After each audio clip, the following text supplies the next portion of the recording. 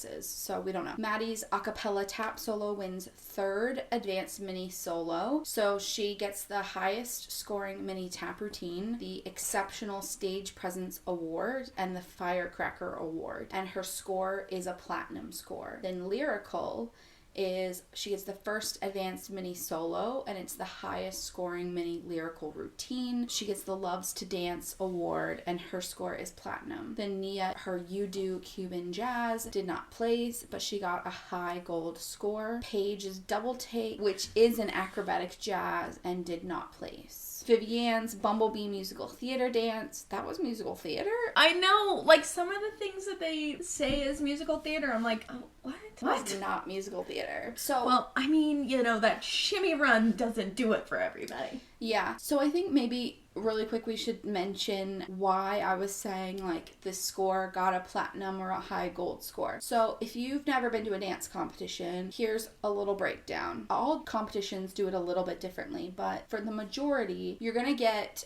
1st, 2nd, 3rd, 4th, however many places, right? So once you're scored, it's typically like out of 300 because it's typically 3 judges, so each of them get 100. Your score out of 300 is what ranks you in 1st, 2nd, 3rd, 4th, right? Yes. All the way down. But the platinum, high gold, gold, silver, bronze. So that is kind of like at school when you get like an A, a B, a C, a D, that situation. Yeah. So like platinum is like an A+.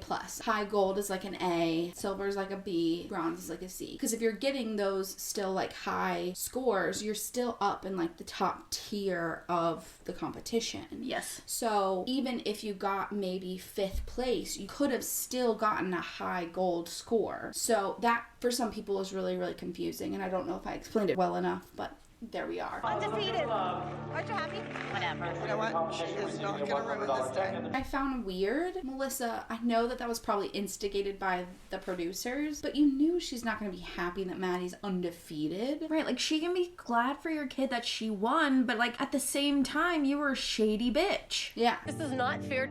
Chloe was learning a dance 12 hours ago in a studio, and you expect a 9-year-old to go on stage and like be flawless? Our kids were set up to fail. And then Christy wants to talk to Melissa and Abby, and they won't talk. I think the worst thing that Christy can do is talk about me when her daughter is present. I cannot get Chloe to trust me if her mother doesn't trust me herself. In a 5, 6, 7, 8, we got a fight. We do have a fight. Here we go. How many times has my daughter beat your daughter this year? And then Maddie, of course, is in the corner crying. This is one of the times that they don't get the girls out really fast. Oh, yeah. Holly, where are you at, my girl? I don't know. Your daughter is holding a national title and I will take it away in a minute. I would say the fight between Abby and Chrissy was incredibly embarrassing. That could have been handled behind closed doors, definitely not in front of children. Even when there are issues, I try to limit the things I'm saying in front of the kids because it makes them feel bad. It makes them feel self-conscious and awkward. And to that I say, buckle up, Holly, because it's going to get a lot worse. Real quick. Yeah.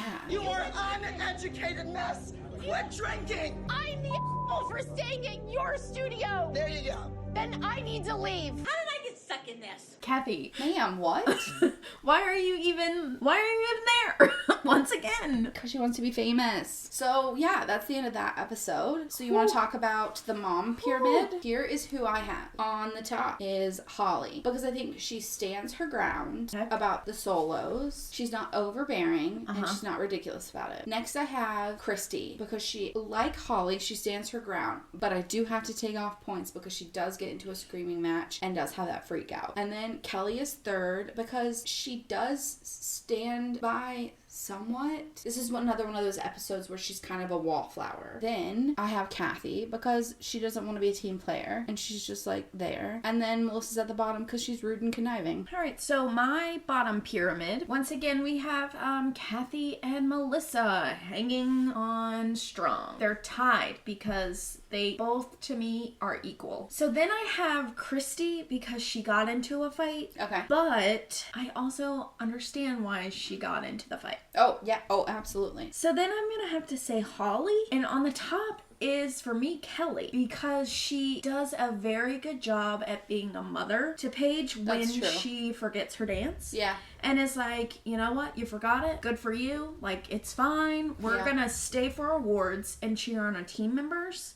Because that's what we need to do. Yeah, that's valid. And to that, I say, Kelly, you are on the top. That's valid. Now let's move on to not shown on this episode. Again, all thanks goes to Dance Mom's Wiki for this. So there were a lot of different... There are a lot of dances. There's a lot of dances that happened. I think part of it is because they're in Pittsburgh. And I apologize ahead of time if I butcher some of these names of kids we don't know. So there was a dance called House of Love, and it had Brooke, Chloe, Catherine, Maddie, Nick, and Paige. It's contemporary, and it wins 4th Advanced Junior Group and 8th Advanced Junior Division. Then there's a 007 number with Chloe, Kennedy, Maddie, Nia, Paige.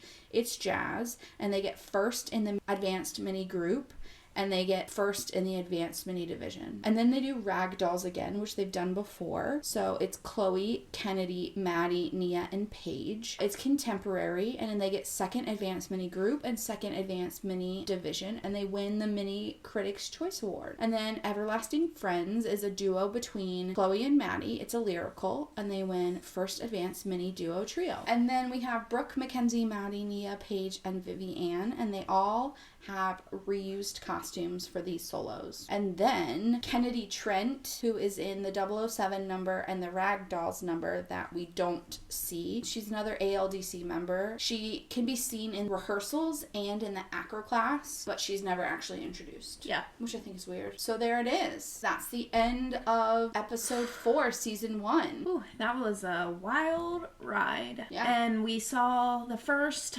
of our forgotten solos. We saw the iconic Bumblebee solo. We did. We then saw the iconic Rise solo. And we had our first major fight. Ooh, this episode was something. Slam jam packed. Dance Moms Junkies, thanks for coming to hang out with us today. Yeah, thanks for listening to our episode. We hope you enjoyed it. Join us back next week for our next episode. And until then, follow us on the Facebook at Dance Moms Junkies, on the Instagram at Dance Moms Junkies, and the Twitter at DM Junkies Pod. Tweet, tweet.